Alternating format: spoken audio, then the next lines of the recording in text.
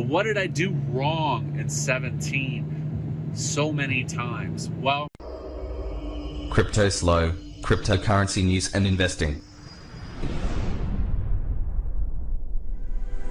Cryptoslo with more crypto gains. What's going on, guys? Tell you what, some unbelievable moves in the market. This is just, man, I'll tell you what, this is what we've been waiting for.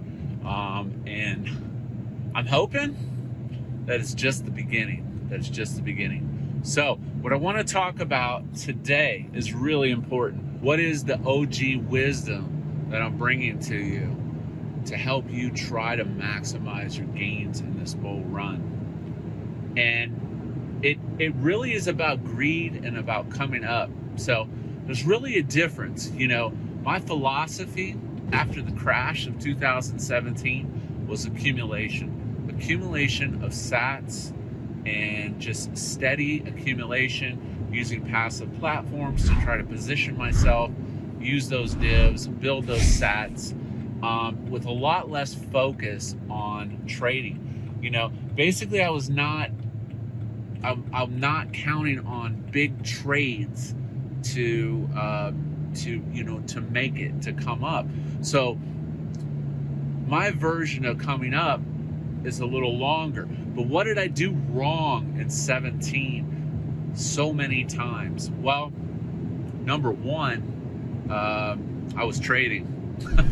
Number one, I like that. That's my one biggest tip learned from 2017 is I was constantly trading. There's a difference between owning something for a while, it's up, and you lock in profits and you have options, versus desperately selling something on a trade and it turns into a bad trade.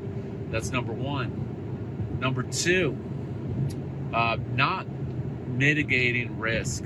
If you do decide to make a trade and it's down, you have to have a percentage that, you know what, you say, okay, I'm down 5%, 10%, I'm gonna take the loss, take my lick and move on.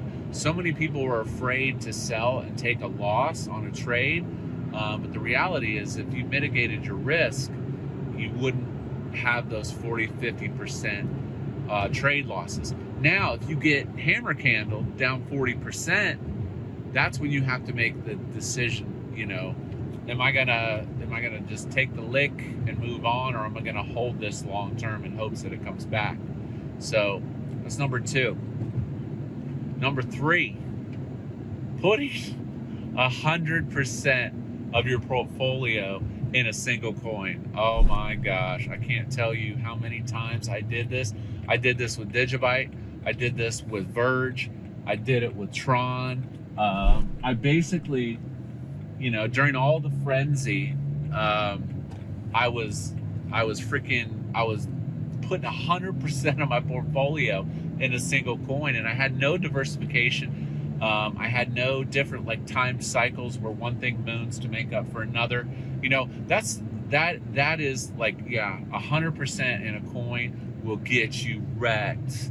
You know, as a baseline crypto person, I always recommend minimum, like I would say 33% BTC, 33% ETH, and the rest you can have in alts and stables. Now I will be examining my cash position here soon. You know, I'm looking for some people, and you know, I've been doing some consulting and thought leadership on how much cash you should hold in the form of a stable coin. That's an important thing to know, you know, if you want to do that. So yeah, back to that again, never 100% of any one token making up your whole portfolio. Number four, high risk trades of unproven projects or vaporware projects. You know, throwing $5,000 into something that doesn't even have a project, the chances are you're going to be holding bags for a long time. I mean, I think if you looked at all of the cycles of crypto, the people that held a majority of their portfolio in ETH and BTC have done the best, period. Now, are there those alpha traders that have made some amazing trades? Yeah, but the reality is, don't let greed blind you because your portfolio is moving too slow because you're trying to come up. When you try to come up, it's gambling a lot of times, and the risk is there to lose all of your portfolio, on a bad trade. We had, oh my gosh, there's been so many rugs and things like that. But again, I advise you, accumulation is the best way to crypto wealth, because crypto is getting adopted. As crypto gets adopted, more people use it, the networks become more profitable, your portfolio will go up, period.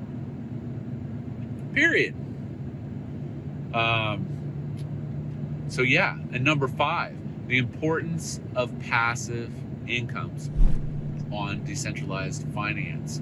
You have to have divs coming in. I didn't have any passive divs coming in 17, and when I got wrecked, I literally was starting back from zero, run into my credit card and buying ETH at 1200. Just stupid maneuvers.